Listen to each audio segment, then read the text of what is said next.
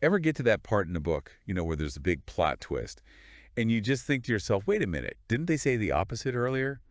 Happens even in the best books, you know what I mean? Totally. It's like even when you think you know something really well, there's always more to discover. Right.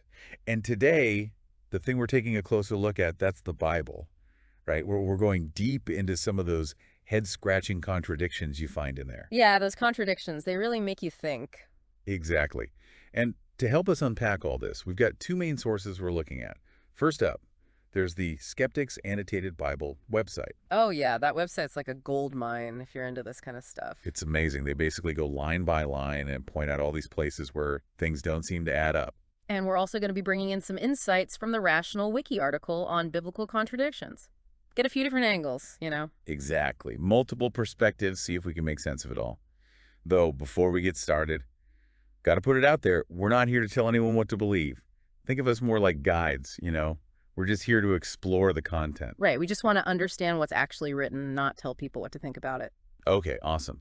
So let's jump right in, starting right at the beginning, the creation story. Okay, so right off the bat, the Skeptics Annotated Bible, they don't waste any time. Genesis chapters 1 and 2, bam, they've got a whole list of potential contradictions going verse by verse. It's kind of amazing, right? I mean, they'll have one verse and then right next to it, another verse that seems to completely contradict it. Really makes you pay attention. For sure. And all these little contradictions, they've led to some pretty wild theories, like the documentary hypothesis, for example. The basic idea is that the Bible, especially the Torah, wasn't just written by like one person. So you're saying it wasn't just Moses sitting down and writing the whole thing? Exactly. It's more like it was put together from all these different sources, different writers, different time periods, and each with their own style and point of view. Like you've got the priestly source, which is probably from priests around the 5th century BCE. Okay, so they've got their perspective on things. Exactly. And then you've got the Yahwist source, which might be from the kingdom of Judah, way back in the 9th century BCE. So we're talking about very different perspectives. And all these different perspectives, they could explain why there are these variations in how they describe creation. That is super interesting. So for example, the Skeptics Annotated Bible, they point out stuff like, okay, which came first? Plants or Adam? Mm. Because Genesis 1, it seems like it's saying the plants were first. Right. But then when you get to Genesis 2, it's God making Adam first. It's one of those things where, when you're reading it closely, it just jumps out at you. It really does. It's like, wait a minute. And then there's that whole thing with the animals too. Because again, Genesis 1, it sounds like the animals were created before Adam. But then Right. Genesis 2, it's like, no, God creates them after. If you're trying to read this literally, it gets really confusing. Oh, absolutely. And people have tried to come up with ways to reconcile these different accounts. Like for the plants, some people say that, well, God created non-agricultural plants on day 3, like the basics, and then later on he created the Garden of Eden plants. But even that takes some serious mental gymnastics. It really does. It's like you're trying to solve a puzzle, but the pieces keep changing. Just goes to show how open to interpretation these texts are. And it gets even more interesting when you start talking about the next type of contradiction. Genealogies. Oh, yeah. Talk about a family tree mystery. The Skeptics Annotated Bible, they point out that there are these totally different genealogies for Jesus, like one in Matthew, one in Luke, and they don't match up at all. And it gets better because both of those, they don't line up with the genealogy in Genesis either. It's like trying to organize a family reunion for like a family that has no idea who's related to who. That's a great way to put it. Yeah. And yeah, I mean, people have come up with really complicated explanations to try to make all this fit together. But it just shows you can't always take these texts literally. Yeah. And speaking of taking things literally, one of the most interesting discrepancies that the Skeptics Annotated Bible highlights is this whole thing with a guy named Canaan. He's in Luke's genealogy of Jesus, but he's not in the same story in Genesis. Right. It's like, who is this Canaan guy and where'd he come from? Well, the theory is that this actually comes from Luke using the Septuagint. The Septuagint was an ancient Greek translation of the Hebrew Bible. Now, the Septuagint includes Canaan in Genesis, but other versions don't. So it's a whole other layer of complexity on top of what was already a very complicated family tree. So are you saying this could be a translation issue? That's what it's looking like. It makes you wonder, if one translation can have something like that, what about all the others? Right. What else are we missing? Makes you think.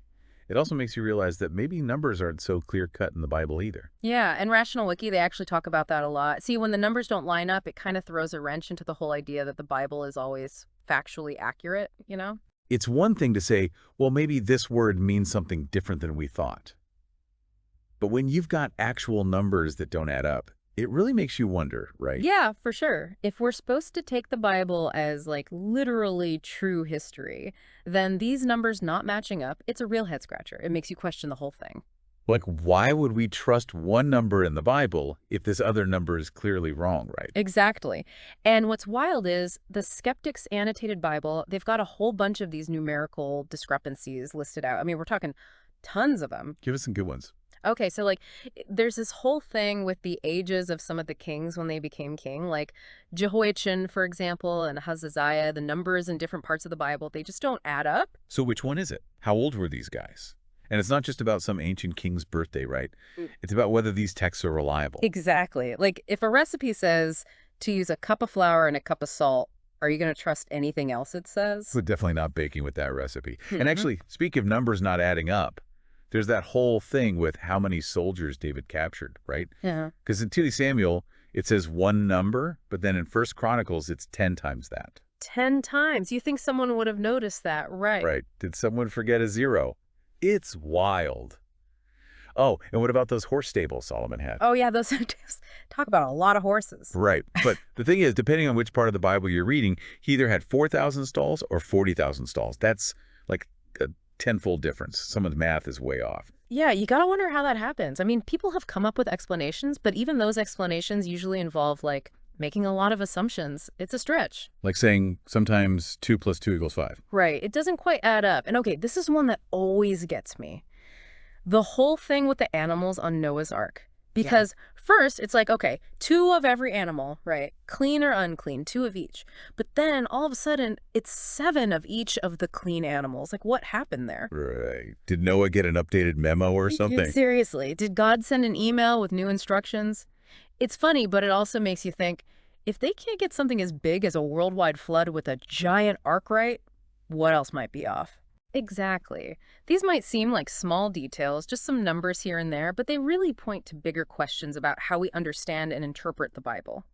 Especially stories that are so important to how people see the Bible, like the story of Noah's Ark. It's not just about the numbers themselves. It's about what they're supposed to represent. Right.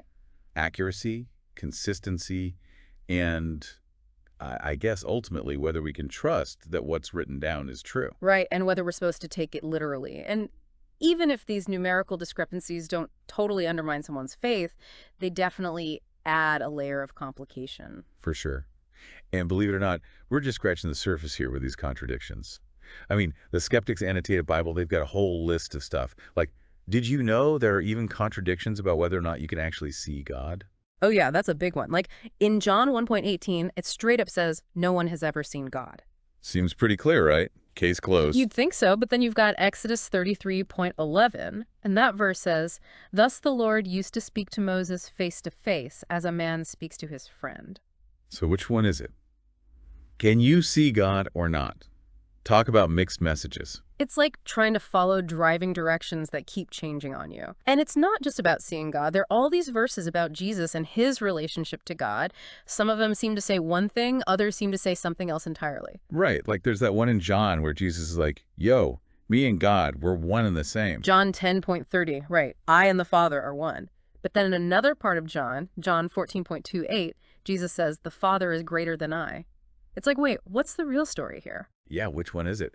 And these verses, they've caused all sorts of debate and arguments over the years. It's pretty wild. It is. And then even when you get to smaller details, there are these inconsistencies, like what were Jesus's last words on the cross? It depends on which gospel you're reading. Oh, that's right. Matthew says one thing, and then Luke has something totally different. It's like, guys, did you not compare notes afterward? Right. Like in Matthew, it's my God, why have you forsaken me?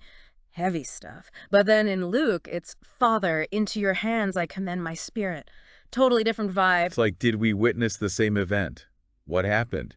And if we're talking about different versions of the same story, we've got to talk about how Judas died. Talk about a difference in details. Right. Matthew says he hanged himself, but then Acts describes this whole gruesome scene where he falls and his intestines spill out.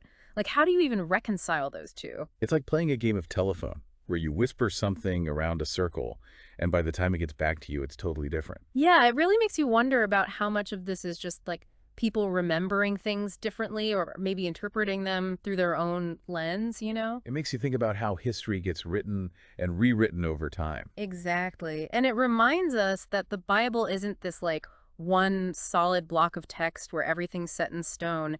It's more like this collection of writings that's been shaped by all these different people, cultures, and points in time. It's like we've been looking at this like really old tapestry, right? All these intricate details.